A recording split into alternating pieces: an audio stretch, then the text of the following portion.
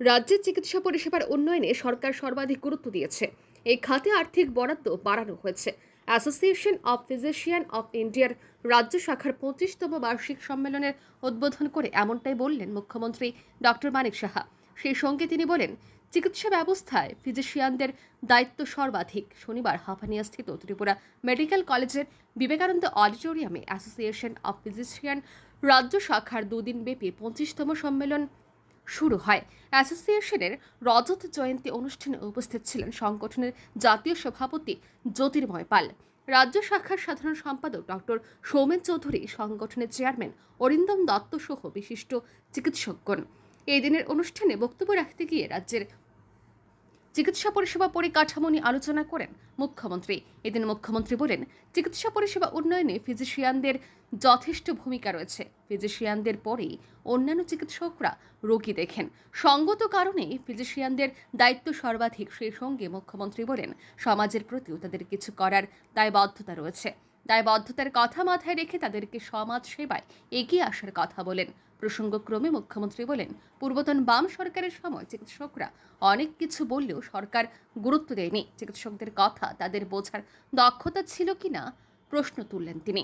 বর্তমানে চিকিৎসকদের পরামর্শ নিয়ে সরকার কাজ করছে বলে জানান তিনি। এদিন মুখ্যমন্ত্রী বলেন, সবকা সাথ সবকা বিকাশের নীতিতে কাজ করছে সরকার। গুজরাটের প্রসঙ্গ টেনে বড় রাজ্যগুলিকে ত্রিপুরা চিকিৎসা ক্ষেত্রে বিনিয়োগ করার কথা বলেন মুখ্যমন্ত্রী। তিনি বলেন, ছোট্ট রাজ্য ত্রিপুরা, বাজেটও মাত্র 32,000 কোটি টাকা। সরকারের একার পক্ষে সবকিছু করা সম্ভব নয়। মুখ্যমন্ত্রী এদিন মেডিকেলের প্রথম বর্ষের ফলাফল নিয়েও আলোচনা করেন। অন্যদিকে চিকিৎসা পরিষেবায় রাজ্যের 3টি মেডিকেল কলেজের পাশাপাশি সৃজা হাসপাতাল ও তাদের মেডিকেল কলেজ করার আগ্রহের কথা জানালেন। তো সেখানেও কিছু ইনোভেশন হয়েছে, সবাই জানেন যে আমাদের এখানে সবকিছু থাকা সত্ত্বেও আমাদের কেন ত্রিপুরার লোক বাইরে। তো তার জন্য আমাদের এইমসের যে ডাইরেক্টর আছে, একটা ন্যাশনাল লেভেলে বহু জায়গার মধ্যে আমি স্টেজ শেয়ার করেছিলাম, এবং উনি একজন বিখ্যাত পেডিয়াট্রিক্স আছে, কিন্তু ওনার দক্ষতা এত যে কিভাবে হসপিটাল চালাতে, হসপিটাল ম্যানেজমেন্টের উপর ওনার এক্সপার্টাইজ আছে। ওনাকে আমি বললাম ত্রিপুরাতে সবকিছু আছে, আসুন এখানে।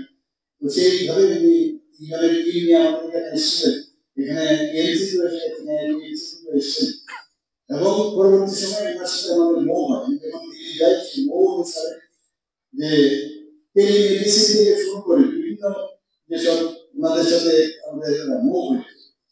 তো 2025 আমাদের এখানে ক্রিটিক্যাল কেয়ার ব্লক এবং কমিউনিকেবল ডিজিজ সেন্টার এবং দুটি স্পেশাল ওয়ার্ড স্থাপন হয়েছে, এবং টেলিমেডিসিন দিকে উইথ এইড সেটা নিজেদের সাথে শুরু হয়েছে। শুধু তাই না, আমাদের এখানে একটা সমস্যা হয়, যখন কোনো পেশেন্ট আমরা দেখতে গেলাম, তখন যাওয়ার পরে দেখা যায় যে বা পেশেন্ট ওপিডি হোক আর আইপি, বিশেষ করে আইপির মধ্যে যে কল দেওয়া হয়েছে কোনো ডিপার্টমেন্টে, তো কেউ বলছে আমি দিয়েছি। তো সাধারণত কি হয় যে পেপারে সেটা, তো আমরা ঠিক করলাম রেফারেন্স সিস্টেম, মানে কোন সময় রেফার করা হয়েছে এবং রিসিভ করেছে সব কিছু এখন অটোমেটিক্যালি ধরা যায়।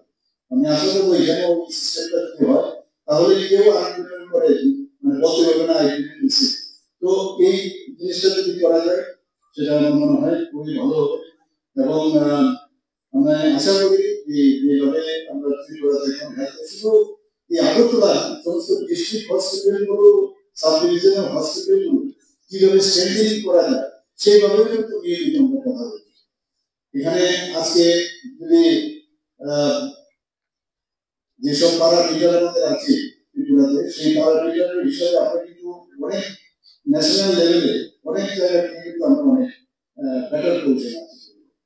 তো আমি আজকে এই যে association of physicians of India Tripura state ব্রাঞ্চের যে এই দুদিনের কনফারেন্স, সেটা তার সাফল্য কামনা করে আমি কথা বলে শেষ করছি। নমস্কার। এই দিনের অনুষ্ঠানে স্বাগত ভাষণ রাখেন ডক্টর সৌমেন চৌধুরী। অন্যদিকে অ্যাসোসিয়েশনের বিভিন্ন কাজকর্ম তুলে ধরেন ন্যাশনাল জাতীয় সভাপতি ডক্টর জ্যোতির্ময় পাল। এদিন রাজ্যের সমস্ত ফিজিশিয়ান চিকিৎসকরা উপস্থিত ছিলেন। ব্যুরো রিপোর্ট, আর নিউজ।